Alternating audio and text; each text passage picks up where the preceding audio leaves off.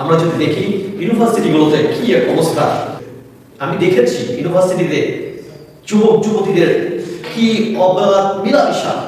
এই যে আমরা বার করে আসলাম 31st নাইট, এই 31st নাইটে কত যুবক কত যুবতী তাদের লজ্জা স্থানের মিস ইউজ করেছে, কত যুবক যুবতী বিপদে চলে গেছে, কত যুবক যুবতী নেশা করে মত্ত হয়ে নিজেদের সবচাইতে দামি যে জিনিস এটাকে হারিয়ে ফেলেছে।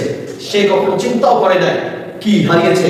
যৌবনের তারুণ্যতায় যৌবনের উদ্যমে সে নেশা করেছে, গান বাজনা করেছে, এরপরে সে মেলামেশা করেছে, আর সবচাইতে দামি সম্পদ সে হারিয়ে ফেলেছে। সে কল্পনাও করে নাই, চিন্তাও করে নাই কিভাবে তার সম্পদ সে হারিয়ে ফেলেছে।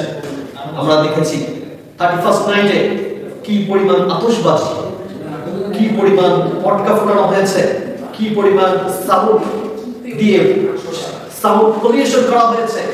আমরা দেখেছি আতশবাজি ফোটানোর পরে এই আতশবাজির শব্দে আমাদের পরিবেশ রক্ষার্থে যে সমস্ত পাখিগুলো আমাদের আশেপাশে থাকে এরা রিল্যাক্সে থাকতে পারে নাই।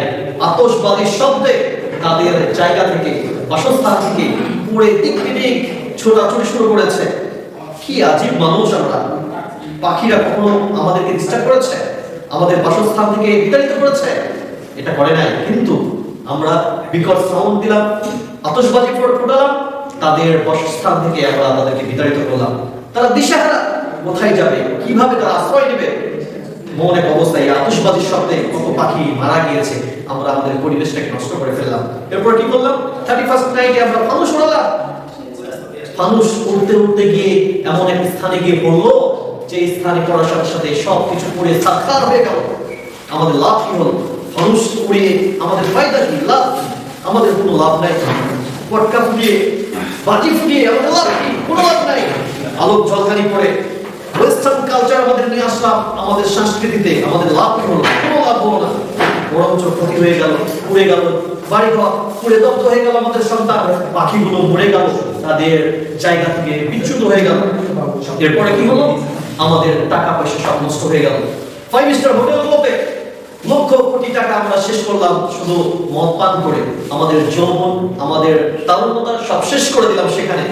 সম্মানিত উপস্থিতি, আমরা যদি মুমিন হতে চাই অবশ্যই অবশ্যই আমাদের লজ্জা স্থানকে হেফাজত করতে হবে। আল্লাহ রাব্বুল আলামিন বলতেছেন আল্লাযীনা হুম লিফুরুজিহিম হাফিজুন, তারাই তো সফলতা লাভ করেছে যারা তাদের নিজেদের লজ্জা স্থানের হেফাজত করেছে। এজন্য আসল যুবকরা, তরুণরা, আমাদের লজ্জা স্থান আমরা যেখানে সেখানে মিসইউজ করব না। আল্লাহ রাব্বুল আলামিন যে হালাল পন্থা দিয়েছেন এই হালাল পন্থায় আমাদের লজ্জা স্থান ব্যবহার করব। আল্লাহ তাআলা আমাদের সবাইকে তৌফিক দান করুন। আমিন। আসসালামু